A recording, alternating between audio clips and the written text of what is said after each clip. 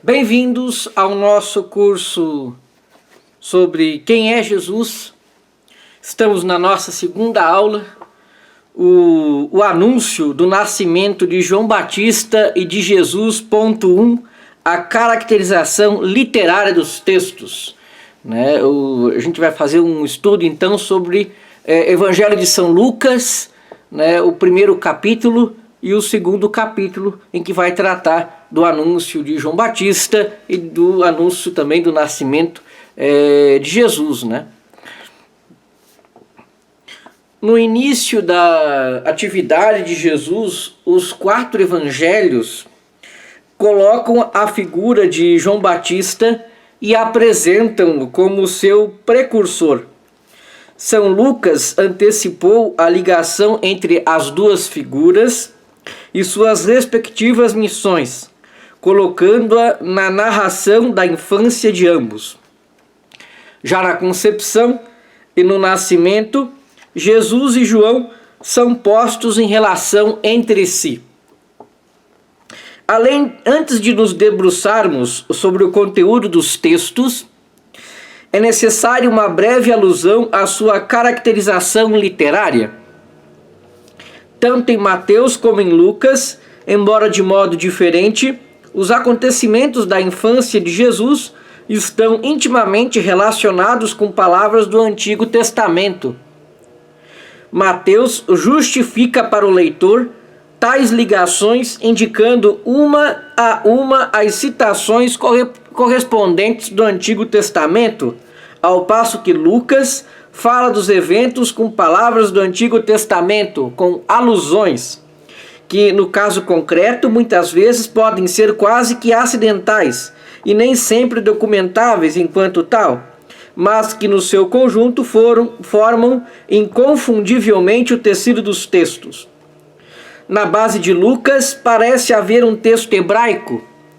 Na verdade, toda a descrição é caracterizada por semitismos que, em geral, não são típicos dele.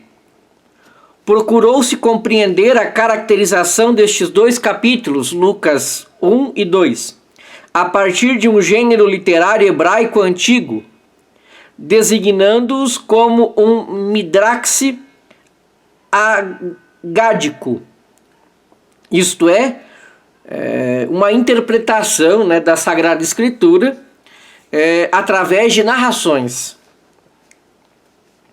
A semelhança literária é inegável e, todavia, é claro que a narrativa de Lucas da infância não se situa no antigo judaísmo, mas no cristianismo primitivo.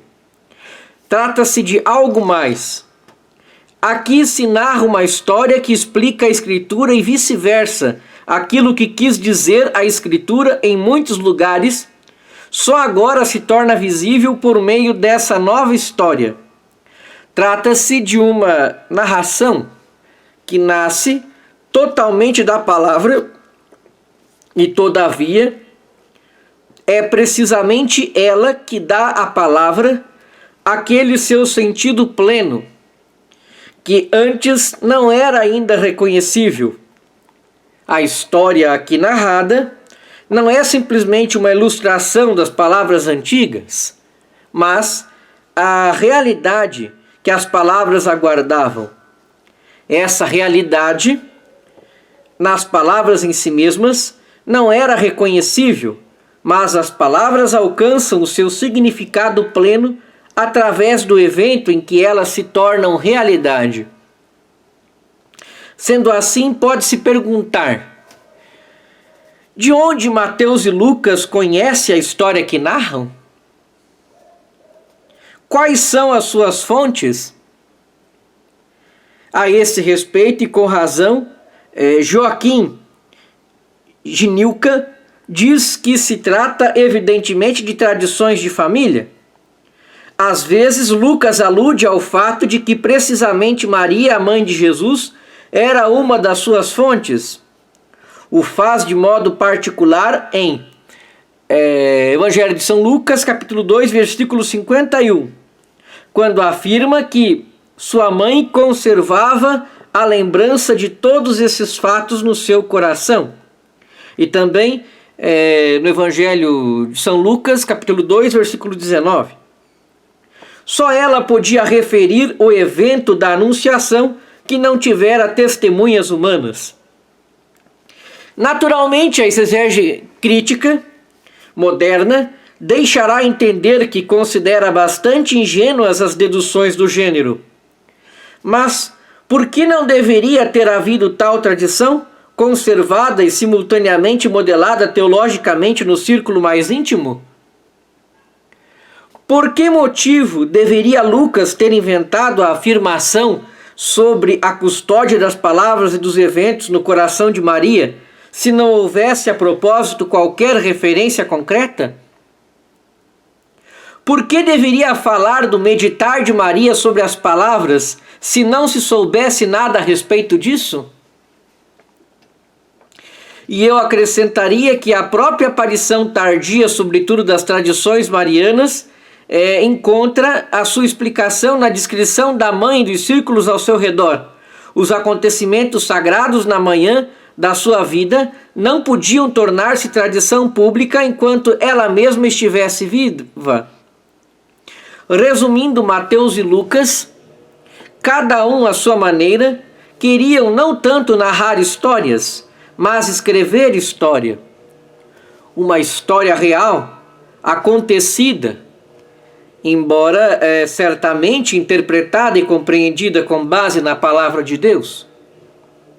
Isso significa também que não havia a intenção de narrar de modo completo, mas de escrever aquilo que, à luz da palavra, e para a comunidade nascente da fé, se revelava importante.